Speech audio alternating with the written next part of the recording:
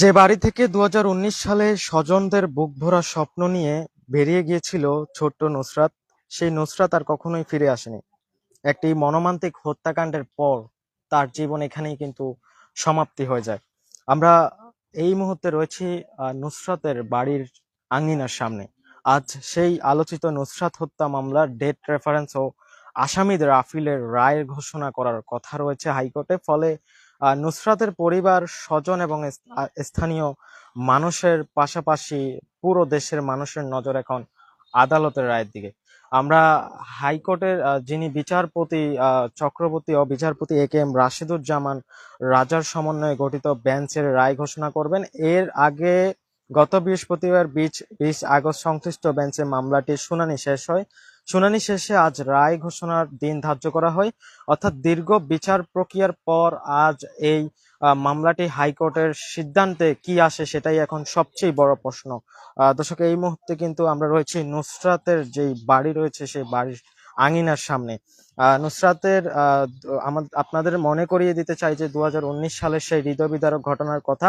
২০১৯ সালের ২৭ March Sonagazi Islamia Fazil degree মাদ্রাসার তৎকালীন অধ্যক্ষ সিরাজউদ্দৌলার বিরুদ্ধে নুসরাতকে শালীনতার অভিযোগ উঠে।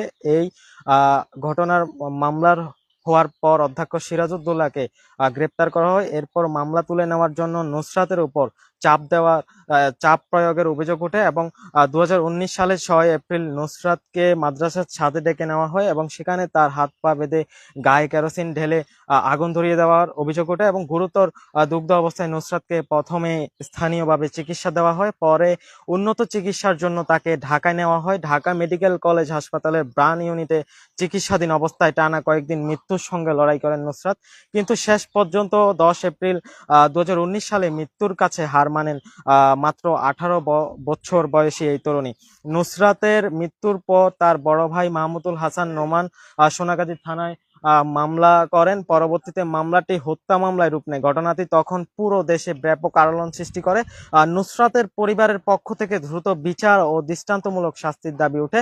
মামলার তদন্ত শেষে আদালতের অভিযোগপত্র দাখিল করা হয়। এরপর দ্রুত বিচার প্রক্রিয়ার মধ্যে দিয়ে ২০১৯ সালের ২৪শে অক্টোবর ফেনীর নারী ও শিশু নির্যাতন দমন ট্রাইব্যুনালে এই মামলার রায় ঘোষণা করেন। রায়ে তৎকালীন অধ্যক্ষ সিরাজউদ্দৌলা সহ ১৬ জন আসামিকে মৃত্যুদণ্ড দেওয়া হয় এবং আজ দীর্ঘ শুনানি আইনি প্রক্রিয়ার পর হাইকোর্টে সেই মামলার রায় ঘোষণার কথা রয়েছে।